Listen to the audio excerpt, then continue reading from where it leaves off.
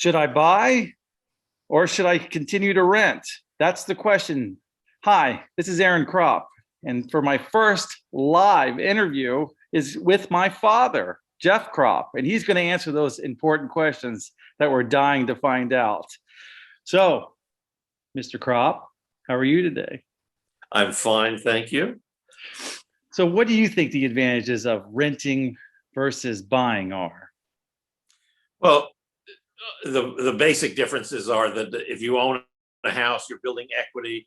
If your time frame is to keep it for a longer period of time, it might make sense to own the house. This way, you build up an asset that ultimately will have a whole lot of value. But if your horizon is shorter in duration, in other words, let's say you move to Gainesville and the job you have is not going to last more than a couple of years.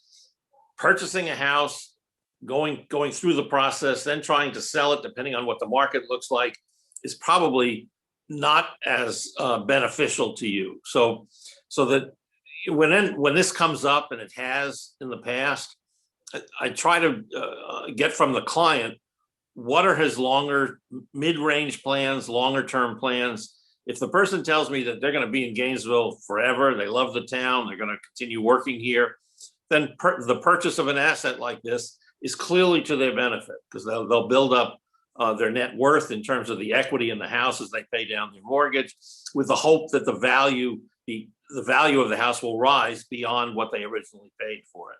So that's usually the first question that I ask is, tell me what your future plans are, short term, medium range, and long term. What about interest rates? They're at historic lows. I mean, do you feel that this is a way to get into it so you can catch it as a low versus them climbing up? Because we've noticed that the rates have been climbing a little bit. They're still low, but they are climbing up from the past month or so. I mean, look, 30-year money is still at 3% or slightly below 3%. That's a factor, no question. But it's clearly outweighed if your horizon is short term. You buy the house today, within 2 years, you got it up for sale. We don't know what the market's going to look like. We don't know what the economy is going to be. Chances are it'll be positive, but you may end up, and that's happened in my lifetime, where I've bought a house, thought I got a good deal, and ended up having to sell it for less than what I originally bought it 10 years prior. But the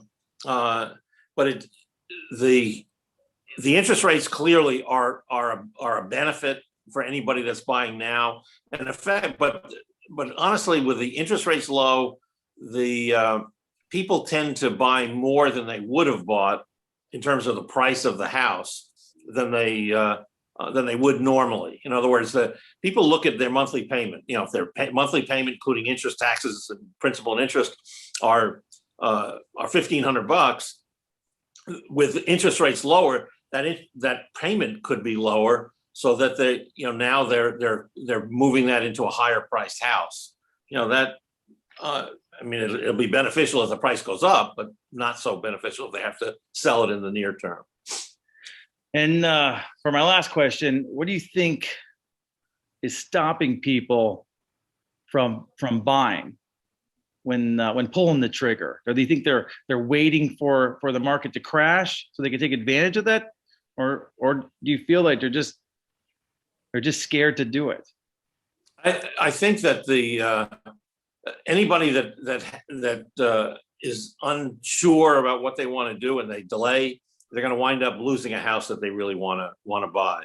You've seen it.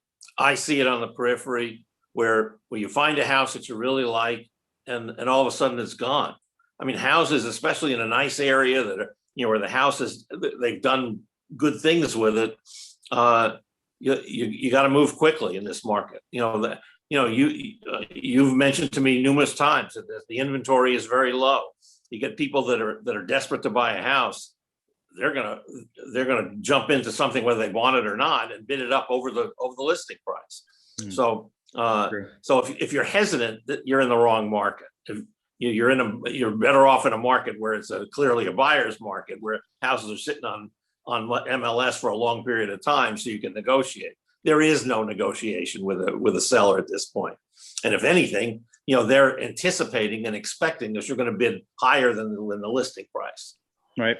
Well, thank you, Mr. Kropp. It's been a pleasure. Hopefully we'll do more of these in the future.